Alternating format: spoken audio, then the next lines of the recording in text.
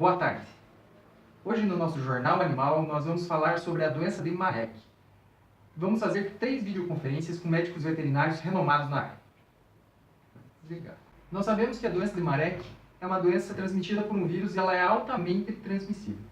Eu vou falar com a doutora Andressa agora, que já está na linha, e ela vai nos falar um pouquinho sobre aonde surgiu essa doença e alguns outros detalhes. Boa tarde, Rodolfo. Muito obrigada pelo convite. Então, a doença de Marek, ela foi descoberta por Joseph Marek, que é um patologista médico veterinário da Hungria, e foi descoberta em 1907. Ela é uma doença lipoproliferativa de frangos e ela é altamente contagiosa. Ela é causada pelo herpes vírus oncogênico associado à célula. E normalmente ela se caracteriza por um infiltrado nas células mononucleares nos nervos periféricos, nas gônadas, na íris, órgãos viscerais e também no músculo e na pele.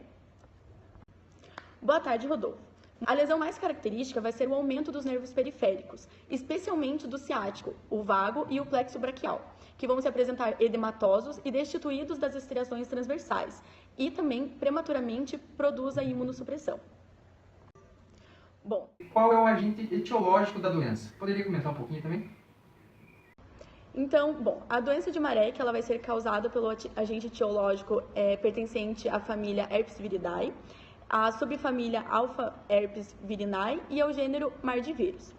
Boa tarde, Dr. Matias, tudo bem? Gostaria que o senhor falasse um pouquinho sobre a doença e como que ela é transmitida e alguns outros detalhes que você considerar importante. Boa tarde, Rodolfo. Muito obrigado pela oportunidade de poder estar aqui com vocês. Bom, eu vou falar então sobre a patogenicidade do vírus. Esse vírus ele vai penetrar no sistema respiratório através da inalação de partículas infectantes que vão invadir o pulmão de forma direta.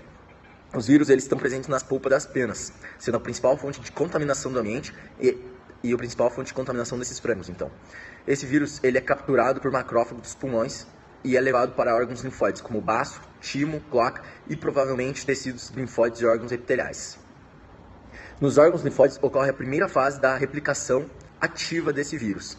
A segunda fase dessa infecção é conhecida como fase da infecção latente e inicia-se ao final da fase citolítica, ou seja, 5 a 7 dias pós-infecção, e ao final das fases de infecção latente é produzida uma nova fase de infecção citolítica nos órgãos linfóides, aumentando assim o dano à capacidade de resposta imunológica.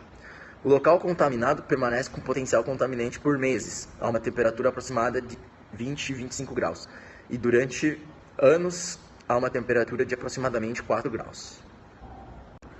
Boa tarde, Rodolfo. Muito obrigado pela oportunidade de poder estar aqui com vocês.